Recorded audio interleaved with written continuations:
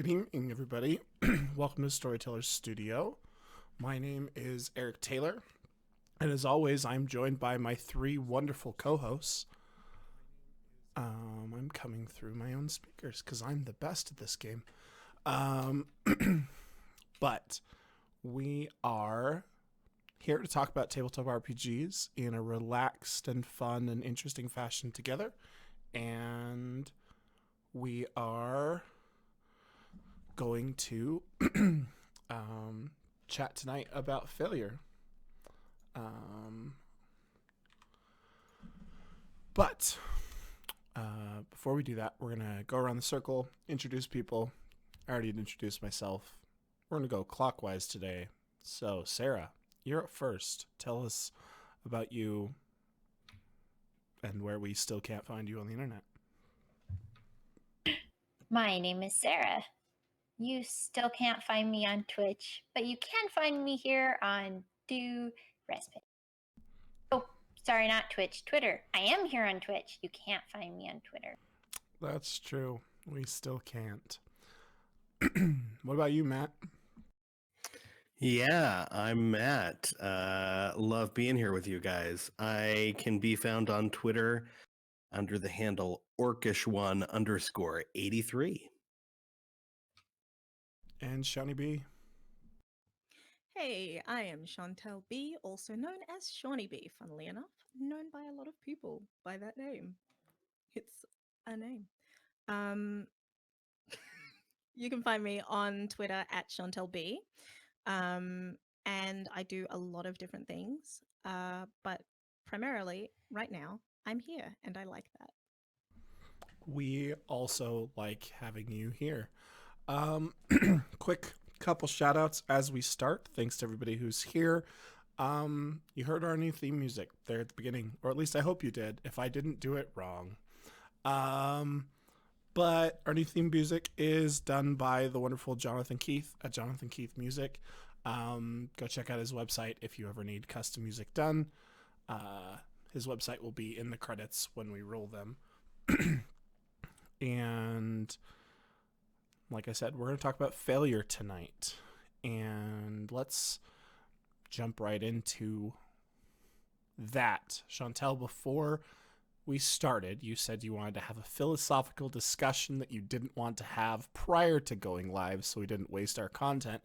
So hit me with that set of thoughts. What was it that prompted that statement? I was wanting to raise the idea that failure doesn't exist in TTRPGs because even a Nat 1 creates a set of situations and circumstances that propel the story forward. So my question is whether or not failure is failure or just an alternate story path. You sound like an optimist. That's fun.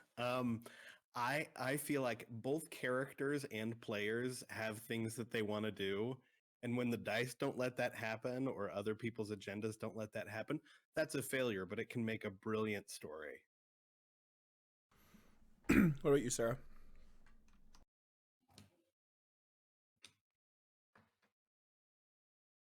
I think it has to do with how you handle it. Like if the natural one just oops, you die, your story's over. But if you can come up with an interesting way to spin the failure, then you can come up with an interesting story. I feel attacked at the idea of natural one and you're dead. I'm pretty sure I've never actually done that to anybody. Even in Stars That Bind this past weekend, Ren just caught on fire and now looks like a different person. But then my question is that not a story outcome? Like, if you have to roll up a new character, that's rolling up a new character, but the story itself continues. Mm-hmm. Like, I mean, we get attached to characters. We get really attached to characters, and I do as well. But when they die, the story, the opportunity for change for the rest of the characters becomes a sort of a new step in that. Okay, so, but did the action not fail, right? Like, did attempting to get out of the way of the giant fireburst not fail? And that doesn't mean that the story failed, right? The story continues, but the story is birthed on failure. And maybe that's the philosophical answer on my point, or on my part, is the idea that the failure can be the catalyst for your story, but it was still an action that failed. You know, I failed to kill the bad guy, so the bad guy kidnapped the dog, or I failed to leap across the chasm, so I tumbled into the spider's web down below. You know, those things definitely propelled the story in a different direction, and forced quite frequently your GM to have to be like, what? But you're still moving ahead, but the failure still happened, did it not?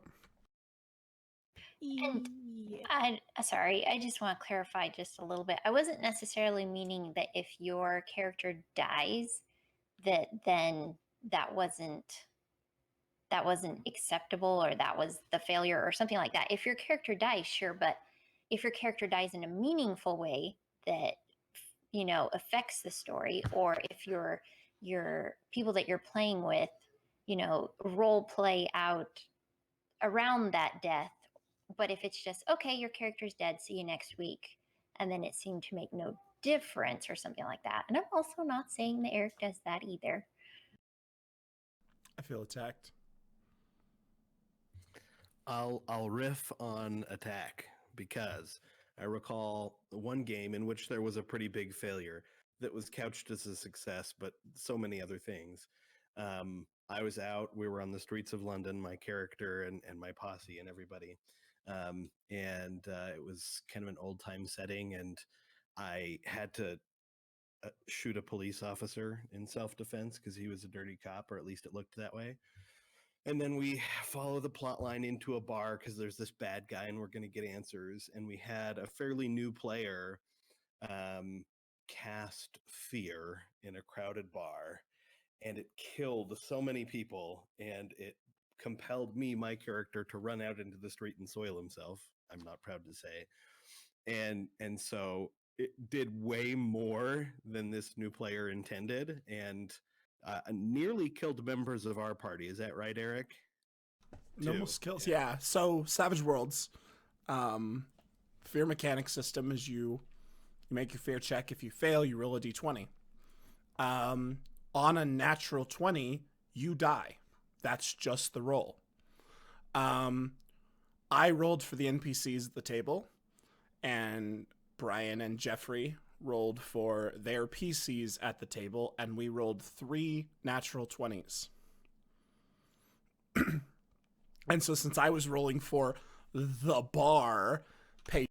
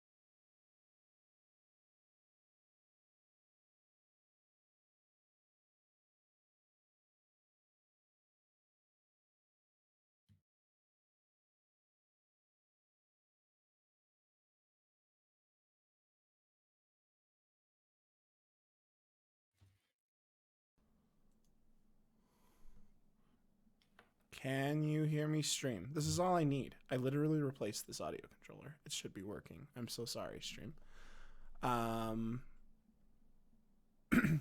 But Savage Worlds, Fear cast, killed a bunch of people in the bar, almost killed 2 PCs. It was session 2. Nobody wanted to die. So we worked some way out of it. But that, in and of itself, almost had a failure situation, if you recall, Matt, because our alchemist didn't label his stuff well.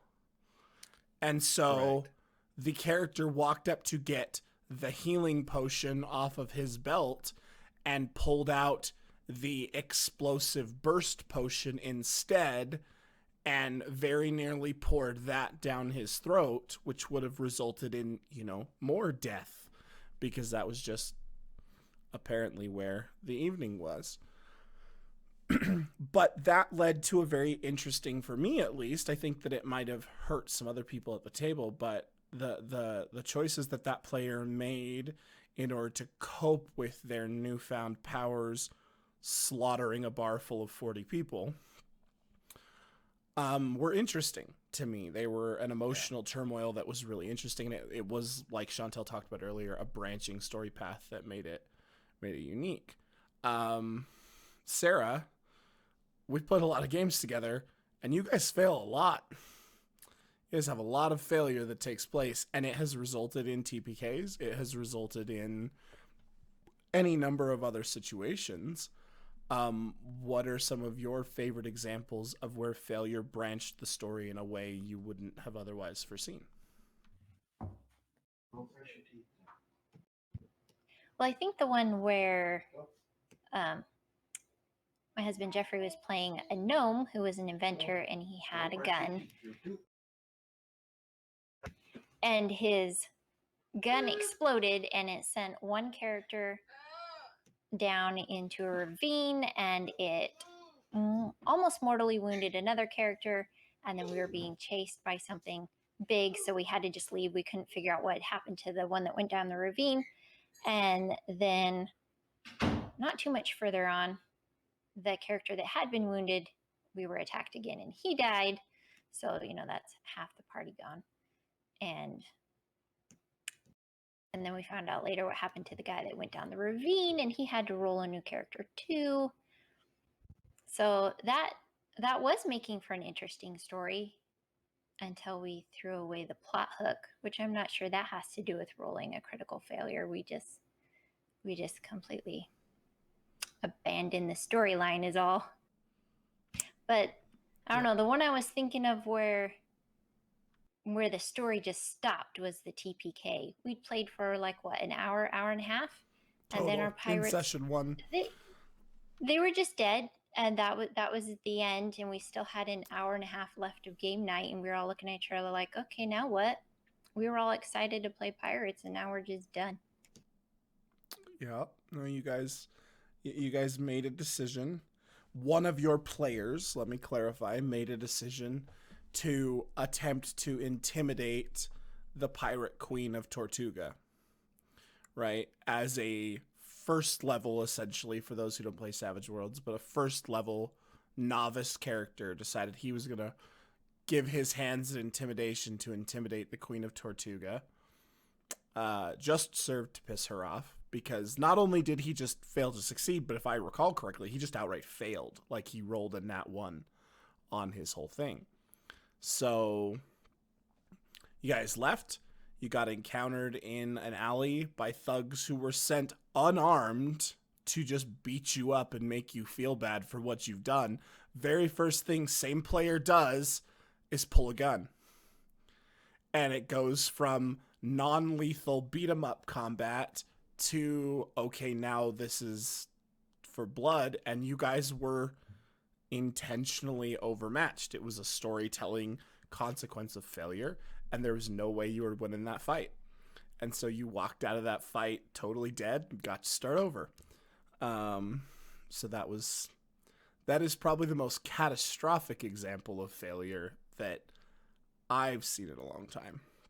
But what about you, Shawnee? You haven't been playing with me as your GM. So obviously failure with me as your GM is one thing. So let's hear about failure with someone who isn't me as a GM.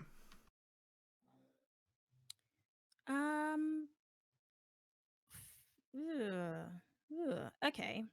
I don't know how many stories I have of absolute failure. There's been I just finished up Tomb of Annihilation, and that was an experience, because in D&D, very, very famously in D&D, you can bring people back to life. Tomb of Annihilation takes that away from you. So anytime you create a character, it's a very fraught experience. And especially if you keep those characters for a long time, it becomes a very okay, this is the game where we can't bring them back if they die. There's no point taking any spells that are going to help with that. So my character falls in love with another character. That character dies. That's awful. It's absolutely awful. It changed the story for my character, and she turned from this happy-go-lucky character into the world is ending. I'm just going to do what I can, and then that's the end. And she just kind of accepted that.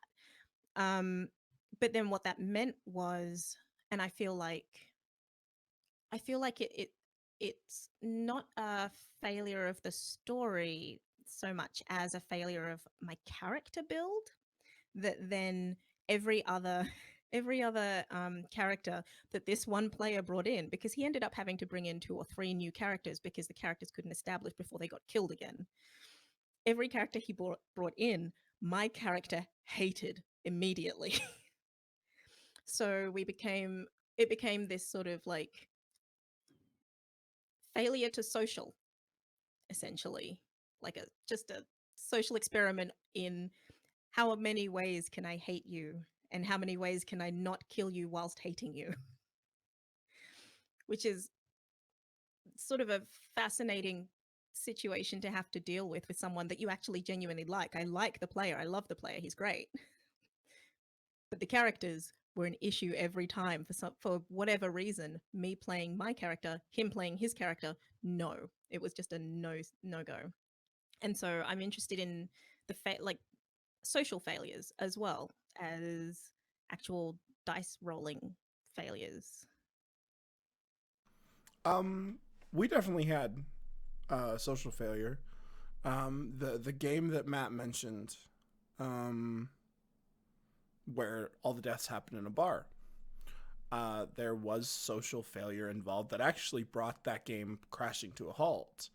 And we sort of mentioned it in previous episodes, but it was side gaming that went sideways, and it was just this social interaction that didn't go the way it probably could have gone.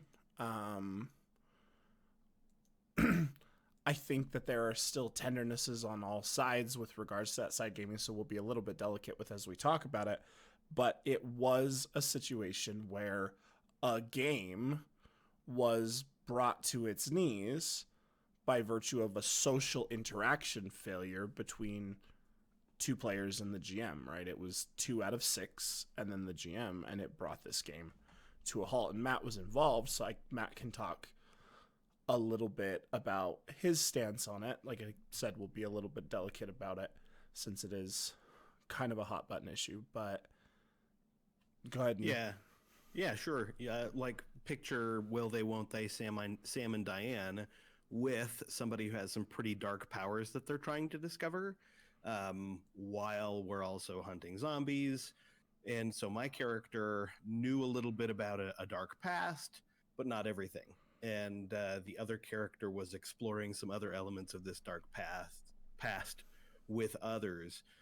And so when everything came to a little bit of an awkward head, we realized the way for the story to move forward would be a divergence of these 2 characters, and it allowed for my character to develop into someone who shortly thereafter was this brooding character over the loss of a potential love interest, but someone who never really gave him his due, to his mind's eye. And so there was actually a pretty cool death scene with, like, my character was prepared to propose to somebody who had fairly few options, and a proposal from a noble gentleman would be one way out of some difficult circumstances. But she died. So it as failures go, right? There was a failure to survive by that character, and a social failure aspect that allowed for me to explore some interesting character development. So I'm grateful for that situation, all things said. But yeah, it was definitely one of those twists that we didn't see, from the outset of the story. Yep, and I agree. So where else can we follow that same line of thought, right? Like I've told the story to some people of the failure to communicate before getting to a game. I signed up to play in a Vampire the Masquerade game at a local game store. Local game store stated, "Hey, this is a mature game. It's intended for adults. Come expecting dark themes and this, and this." And I went and I met these people in a public location as requested at the local game store to meet them, and chatted with two of the players. I learned I was going to be the sixth member of this group. There was a GM and 5 players, and I was supposed to be the 5th. And met with these 2 ladies and their husbands, and we had this kind of long, drawn-out sort of conversation. And in the end, I was given a handful of phone numbers, an address, and a game night, and told, "Hey, this is when we play. We'd like to have you come play." So I left, excited to go, showed up to a game that was very intense, like mood lighting. The whole basement had been done to be vampire-esque. Everybody was in cosplay and, guy liner and makeup and everything. And I was like, I'm here in a t-shirt and jeans, like wasn't prepared. And there had been a failure to communicate to me that this game was actually a swingers club and that I was being brought in as the 6th member of that. Just hadn't been told. Nobody, and to them, the phrase mature game for adults had been enough of a disclaimer to them, whereas obviously it wasn't. But to me, that will always be this massive example of simply a failure to communicate your expectations. Because if that's what you want to do on your own private time, you do you. Just leave me out of it. I don't want any part of it. But if I had been explained to that, obviously I would never have showed up to game for that night. I wouldn't have actually ever gone to the interview. I wouldn't have wasted anybody's time, and I wouldn't have wasted my own.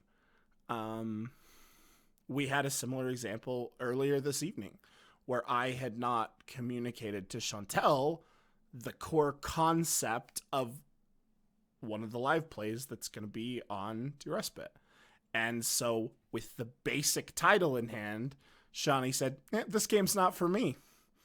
And in Eric's head, as the person planning the game, I was like, time out. I know it's for you because I know what it's supposed to be about. And so we had to have this conversation and realize that even as friends and even as people working on a project together, that we hadn't talked about it. So failure, I think, at the table specifically can range in failure to communicate, failure to plan, failure to roll correctly, right? The dice getting in the way, I think, is where most people's brains go. Failure for game to just coalesce. I have whole plethoras of things on my Google Drive that are campaign pitches and ideas, and I build them for the players that I'm supposed to play with. When that game fails to coalesce, a lot of the time that idea just gets shelved and doesn't ever come out to play for anybody else because I built the idea around those people. What about, I've talked a lot this episode, and I'm sorry, they're more interesting than me. What about for the other 3 people? Like, what are other failures that can negatively or positively impact a game night? So I loved a battle axe once. And my first character that I ever built was a half orc. And I wrote a page of backstory, including his mother and how his parentage came to be and things. And as a half orc, he wasn't well accepted by orcs. And something that he had and had come upon was an authentic orcish battle axe, and it felt like his heritage. But then on a careless roll for something unnecessary, my character broke his orcish battle axe that symbolized his belonging to something. And he had never belonged to anything. And I remember Eric explained it as, in point of fact, that my axe had broken, and I tried to play it off, but that was actually pretty impactful for me because at that moment I was the character. I wasn't the player in that moment. And it took the wind out of me. And the fact that later in that storyline I was able to procure an orcish artifact and a little bit of respect from my orcish brothers was something I hadn't expected to get out of that story, and it was really enriching for me. Oh, and you know, behind the scenes kind of info, you were not at all hiding your dismay particularly well. Anyone at the table knew that loss of that axe was a dismaying fact to Matt. And if that hadn't have happened, if you hadn't expressed that dismay, if your axe hadn't shattered, you wouldn't have found those things. You wouldn't have had that arc. And so it was that roll of the double ones and the shatter of the axe against literally the nothing you were attempting to do with it. It wasn't even particularly story interesting, but it opened up an arc for you that didn't exist otherwise. Yeah. What about you, Shani or Sarah? You have been way more quiet than usual, Sarah, because I'm not just going around a circle asking questions in push to talk mode this week.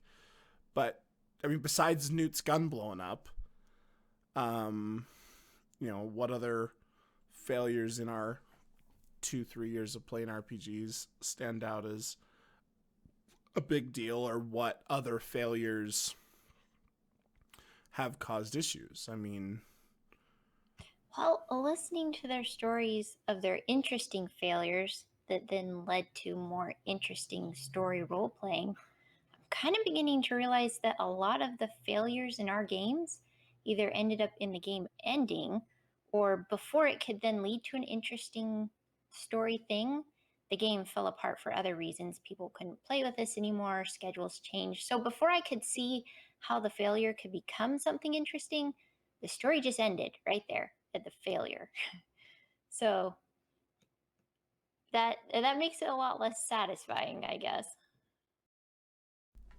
I mean, but I'd argue we've had our fair share of social failures in that group, which are stories in and of themselves, right? We had the player who would fail to make game night a priority and thus try to Discord in on their phone from a party in order to play in session.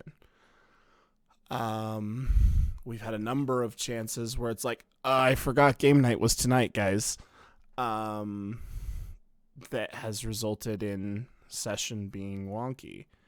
I guess I feel like part of the reason our group has changed games so many times is the amount of times we've been confronted with those social failures, or just failure of life to cooperate with us.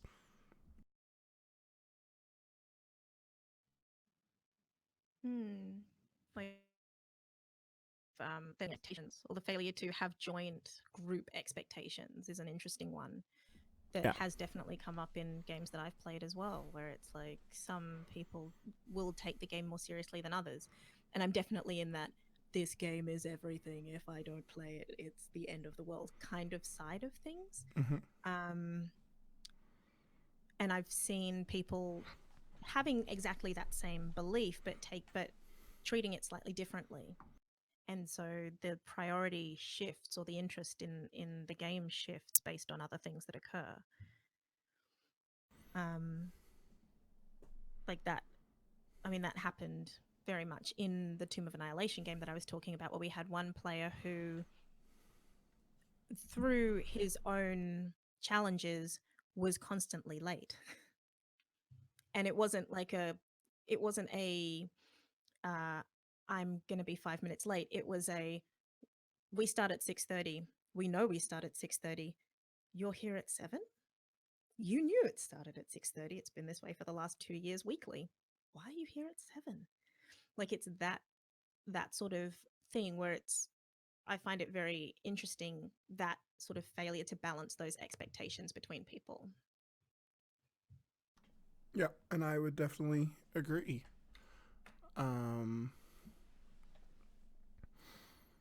So let's talk about handling failure for a little bit. We're just over the halfway mark. We've told some interesting stories about failure. Part of what we do is we give our advice to newer people. We give people advice to people who haven't yet started. We give some semblance of advice to people who've been in it for a long time and maybe look at it from a different perspective. So let's talk about handling it. So I think we've kind of covered handling in-game failure, where look at it as an opportunity to change your story. Look at it as an opportunity to grow your character. So what about dealing with those social failures? What about dealing with constant streams of scheduling conflicts or failure to meet or set expectations in a way that results in cohesion with our game? What are ways that either we have dealt with that or that we could deal with that in the event that it comes up? I know that Sarah, we had a time period where we had people who were playing very different games. We had a group of people who wanted to be playing a hack and slash D&D, roll dice every 5 to 7 minutes at max, be in 2 to 3 combats in a session. If a session didn't have a combat phase in it, session wasn't much fun. And that's never been your style. So what I know how we handled it, and we don't have to cover that because it probably wasn't our best way. So let's not. But how did you handle it? How did you handle that failure to have expectations come together so that you did your best to have fun every game that you?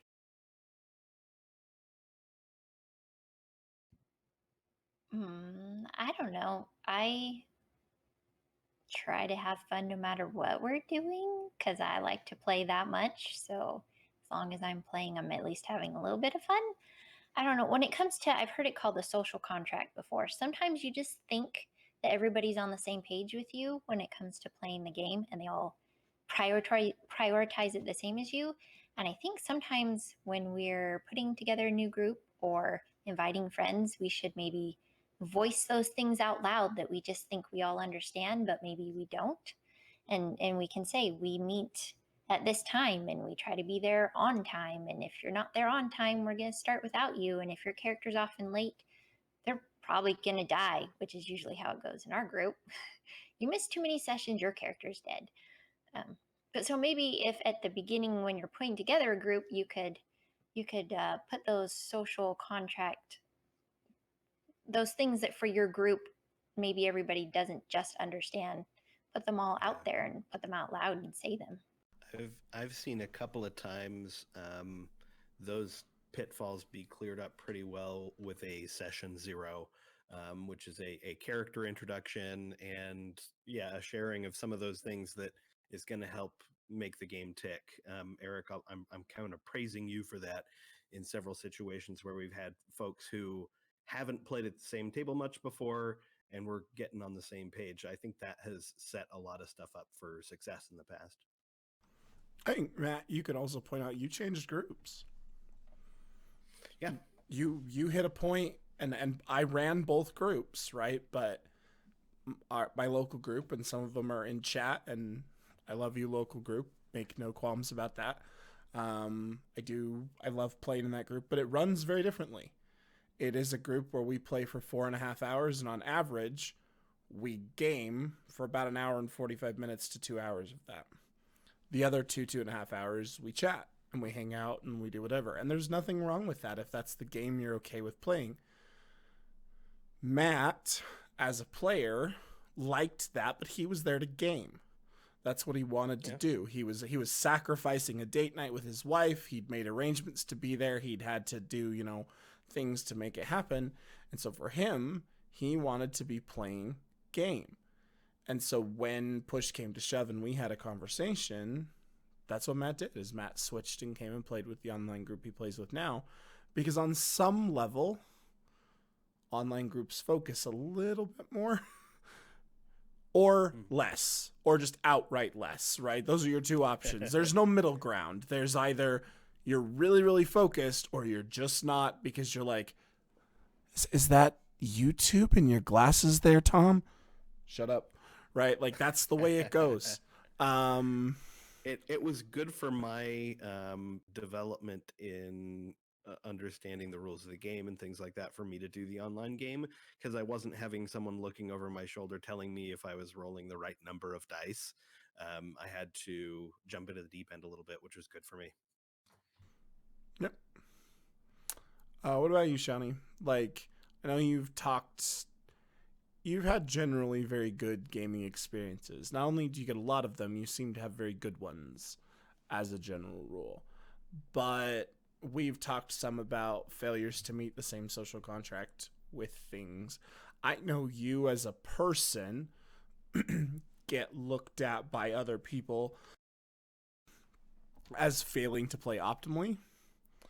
Right? You play your way, you write a character your way, and that character isn't not necessarily always optimal. So talk to me a little about failing to play optimally and how, if at any point in time, that constitutes a breach of failure to interact with the same social contract. That's an interesting one, actually, because that did come up as an issue in a game where I do play my way, and it's not a way I can't. I've tried. I can't actually play optimally. I've done my best. The what happened was there had been a character had been killed, or some NPCs had been killed, and they were young. And my character said, "No, we're not. She's not okay with that." And so she started doing things. This was an intelligent, wise character, and she started to behave in ways that are not optimal for an intelligent, wise character. And so the other person said, "Hang on, she would know that what she's doing right now is basically stupid, and she absolutely would know to do something different." And I said, yeah, but right now she's working on impulse. And sometimes that is the case, that like in those situations you are working on impulse. You might not, someone in an emergency might not behave the way that they would when they're thinking rationally. In that case, the social contract did actually break down because this particular player was very used to optimizing and very used to, for the large part, my character did play optimally, not through me deliberately making it happen, but because it just turned out that way. So when she did act differently, he sort of pulled me up and went, what are you doing? You got to stop. You got to stop doing that and do what you normally do. And I thought, okay, let's stop and talk about this for a bit. Young people have been hurt. My character says no. This is what that that set of circumstances has created. And I think what it comes down to when it's a failure in social contract is literally stopping the game and talking it through. It kind of comes down to the same question of lions and veils and X cards and O cards and all of those things that we have in place for safety are basically just communication tools that all basically point to, hey, we need to just be aware that this is happening. Full stop. We just need to be aware that it's happening at all. And we need to stop and discuss what's happening. And I feel like that in terms of failure, when that's where you're coming from and going to, my advice is always talk it through in the same way as our disconnect with the game that's coming. Yep. I agree. I think that you definitely do eventually hit a point where you need to take that break and you need to step back and you need to talk it through. Because different expectations at the table are hard, and failing to set those expectations early can result in issues. And I know I, as a GM, I, as a host, am frequently guilty of not setting those expectations because I sometimes live in this very egocentric world where it's like, well, my expectations are great, right? Like everybody has to have those same expectations. We want to tell a really cool story and do really cool stuff all the time, right? That's what we want to do. And that's not necessarily everybody's expectation. It has taken me a lot of years to really get that. You know, you have the players who their expectation is to roll a lot of dice. I run a world where you roll dice if it matters. And if failure is going to let you do something interesting, right? If failure is just going to put a weird hamper on your story, 9 times out of 10, we're not going to roll the dice. It's not necessary because then I'm just artificially impeding your story. I think Matt and Sarah can talk a little bit about we've brought people in and really haven't set that as an expectation, which is, which is a failure on my part as GM and as host of the group. But we haven't set that expectation. You get these people who they're itching to throw dice, which is fine. That's part of the game. But if you throw dice to find a pertinent clue and fail, now it's on me to find a way to feed you that clue in a way that feels natural but respects the fact that you failed. And to me, that has always been sort of a breakdown in that same kind of social contract. And so maybe it's something looking introspectively at myself as a GM, which is part of what this show is about, is maybe that's something I need to do differently, is establish those social contract discussions at the beginning. So let me know, Eric, whether I am unfairly hacking your GMing style. Because sometimes I think I don't want to have to make this thing that I'm doing a matter of chance. I just want to explain to Eric what I'm doing in such a logical way that he thinks, yeah, how could that not work? And then we just roll through and I get what I want. There are definitely instances where that is a thing. That we've been friends and played games long enough for me to recognize. But that's fine, because if there's really a point to there being a chance there, because it's the to me, checking the time here, we still got plenty of time actually. To me, there's only one way to fail at playing RPGs, and that's to not have fun, right? If you sit down and you show up at a table and you don't have any fun, your night was a failure, and you need to examine why you didn't have any fun. It doesn't matter if you're the GM. It doesn't matter if you're the player. It doesn't matter if you're a strange spectator like Chantel was at a Dark Heresy game, right? If you didn't have fun, that's the only way you did it wrong. That's the only way you failed. As a GM, I'm there to facilitate a story. And that's the key word, is facilitate a story. I'm not there to tell you a story. If I'm telling you a story, put the dice away, let's get in the car, let's drive out to the mountains, let's build a campfire, roast some s'mores, and I'll tell you a story. Or put your pen to paper, start typing, whatever, write your novel, give people your story.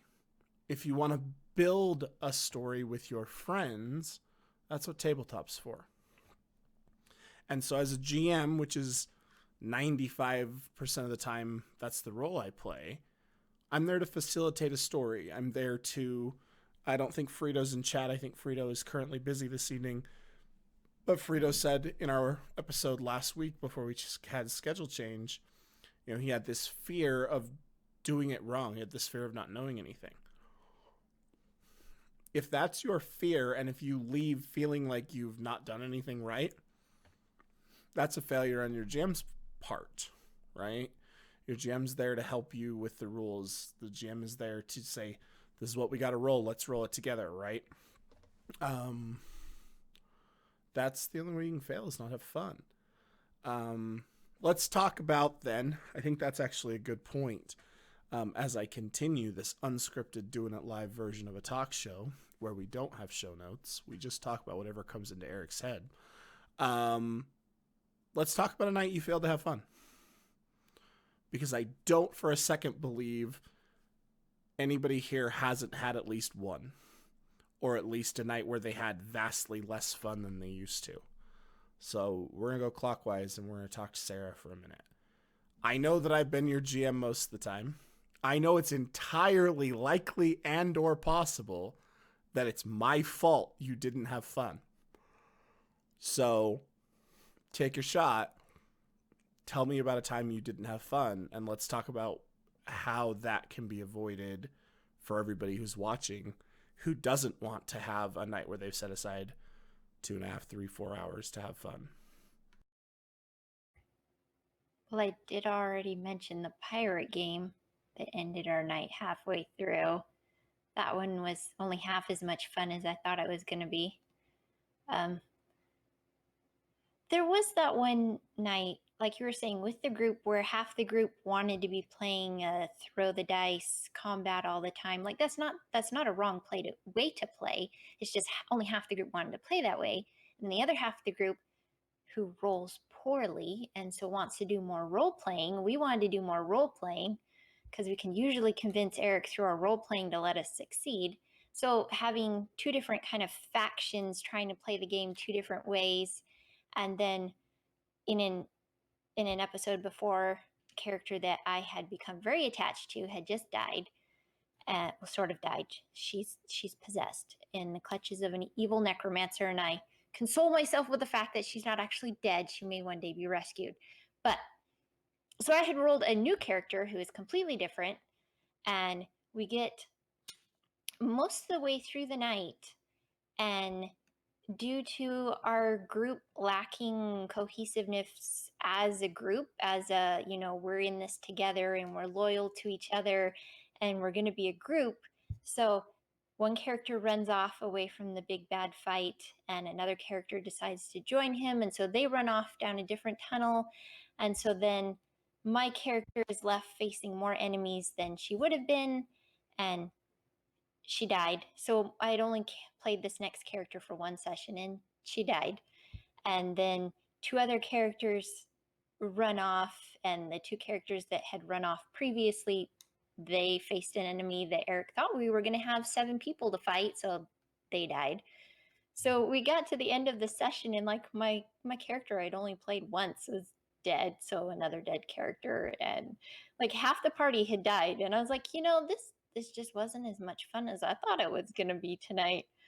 And so that goes back to the talking to your group ahead of time of what kind of game do you like to play? Do you want to be into the role playing? Are you just going to sit back and watch everybody else role play, and then that makes the kind of shy people feel a little bit odd because you're not participating when they talk to you? And just set up those expectations ahead of time. I mean, sometimes if you're new to playing, you don't know what you're going to like. You don't know if you're going to like rolling the dice more or role playing more, whatever. But if you know what it is that you're into about playing the game, let the GM know. Let the GM should let his players know how he likes to run games. And then you won't have that where you've got half the people like it one way, the other half like it a different way, and everybody's just going completely different directions during the story. Yep, splitting the party 3 ways is not optimal as a thing. Matt, it's night you didn't have fun. When did you fail to have fun? Well, there was one night when I thought I was having fun, and then the energy changed, and I realized I was an accessory to unintentional bullying, is how I'll put it. So there was a character that pitched an idea to you, I recall, of being a mute, and that would really only work if there was like a Groot Rocket type of dynamic between that person and another member of the team so that someone could understand them. And so I was that person's, designated mouth. So when something needed to be communicated to the group, I would say it. Well, that developed into kind of some inside jokes between me and the mute and about other members of the party. And I thought everybody was having fun until it became clear everybody wasn't. That no And so I one was realized, having fun. What's that? That no one was having fun. Yeah, and so I had to stop having the kind of fun we were having because I realized it wasn't copacetic, and kind of redirect energies in another way. And I realized that I was in that moment a reason that some other folks weren't having fun. So that wasn't fun for me. I definitely like smiles all the way around the table. Let's be fair. I'm gonna redact an earlier statement. There are two ways you can fail at RPGs. You can fail to have fun, or you can be an individual who takes away someone else's fun. Because it's collaborative storytelling. Shawnee B, when have you failed to have fun? Or have you just lived a semi-charm RPG life? No. Have not. Wish had. In fact, mine kind of goes with both of those, actually, both Sarah and Matt's. The something that popped into my head a little bit earlier was the fact that expectations are kind of an ongoing thing and an ongoing discussion to be having, rather than a session zero thing, which I really enjoy the idea of a session zero. I've been a member of one session zero, I think. I've never experienced another one. But a situation that kind of went south was that we had one player who started to hoard magic items. And whilst the rest of the characters in the group didn't care about that, the players started to go, this is odd. Your character can only be attuned to 3. Why do you have 6? And why do you swap them out based on what you need in this moment rather than just giving them to other people? So we stopped the game because expectations are an ongoing situation. And we said, this is a problem. And his response was, but I want to see how powerful my character can be.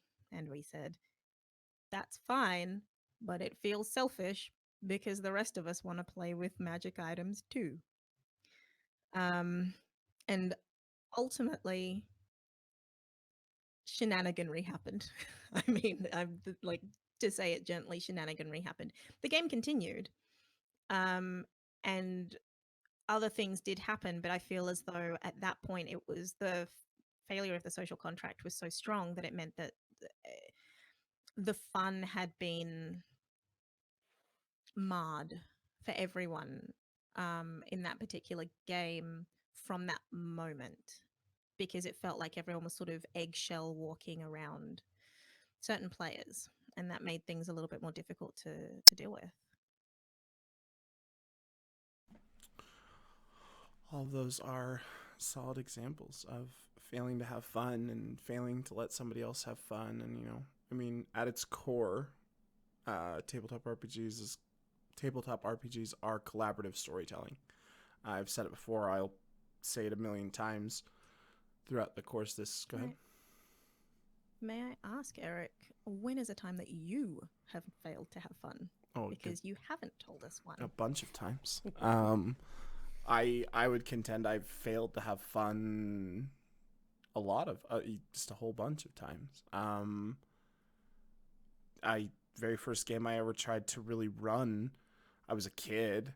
I was running a book adventure, a pre-published book adventure.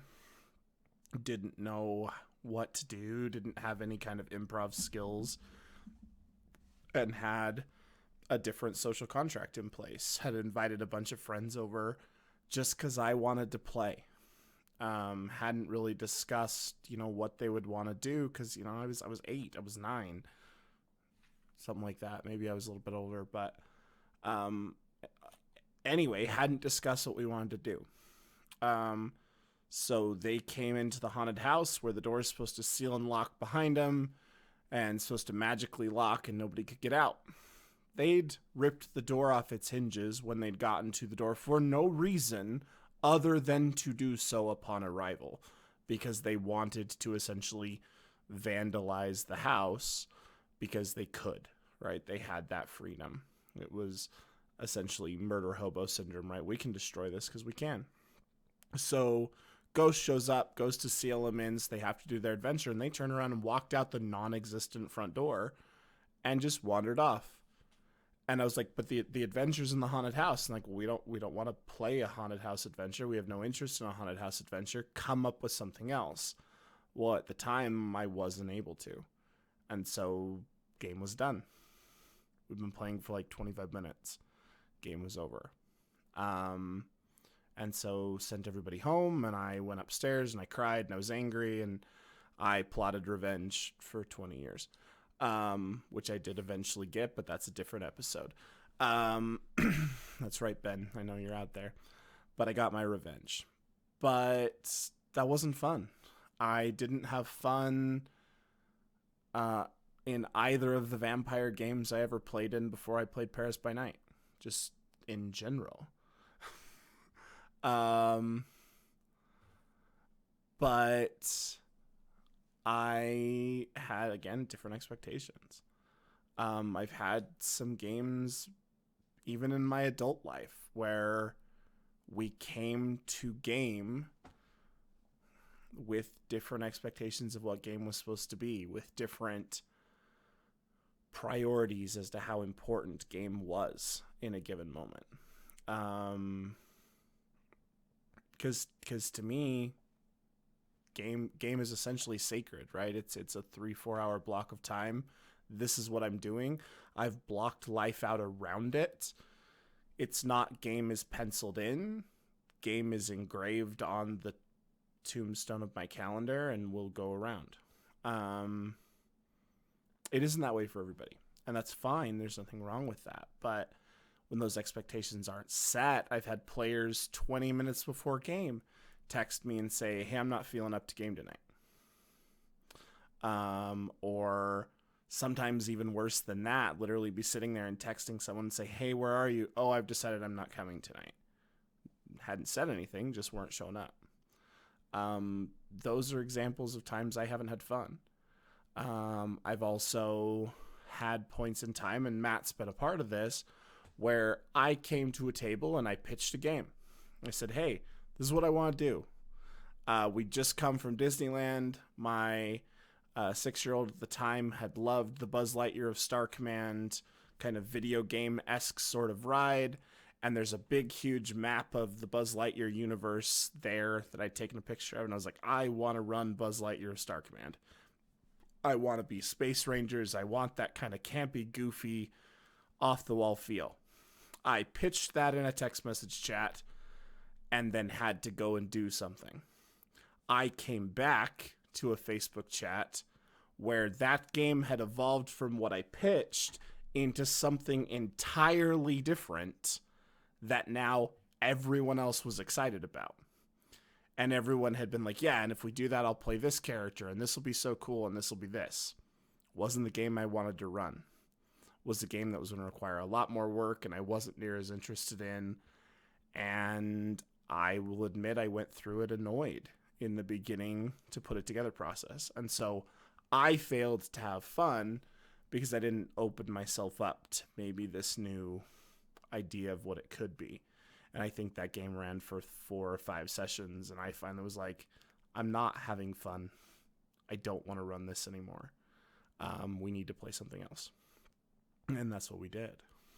So looking at the time, I have 4 minutes until Sarah just clicks the end call button and leaves on me. But in conclusion, there's a lot of ways that failure can present itself in RPGs. It can present itself in roles. It can present itself in failure to adhere to a social contract, failure to have fun, failure to let other people have fun. How you handle those failures is just as important as how you write your character's backstory or how pretty your dice are or anything like that. This is a collaborative storytelling environment that's built around teamwork and friendship and building a story together.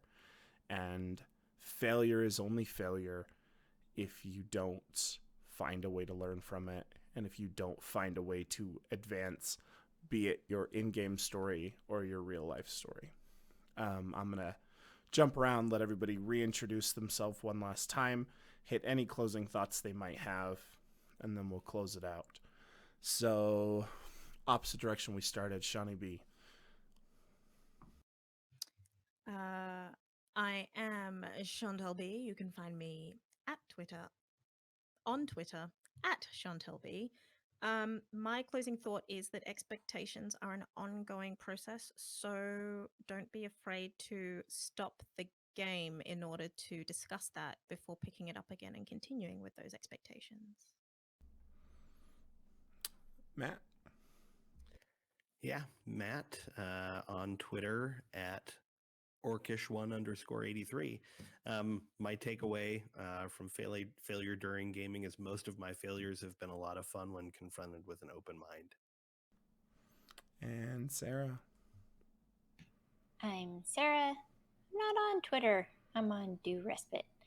And I think it's also important to keep in mind that not every night has to be the most fun you've ever had, but that probably the next time you play, it will be even more fun again. And I'm Eric Taylor. And I gave you my closing thoughts already. You can find me at Shrimpicles. More importantly than that, you can find me at Do Respite.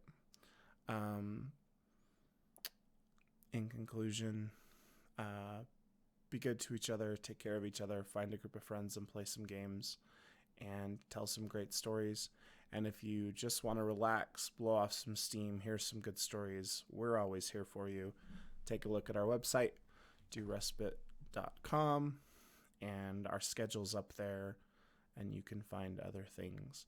So for me, for Shawnee, for Sarah, and for Matt, this has been an episode of Storyteller Studio. Thanks so much for joining us, and we will see all of you guys next Monday for more of our show. And before then, you can catch us on Saturday with Somerset City Supers, which is our new Savage Worlds, maybe Cypher, we're still figuring that out, show about pulp level superhumans in a city. So thanks for joining us. We'll see you all next time. Bye-bye.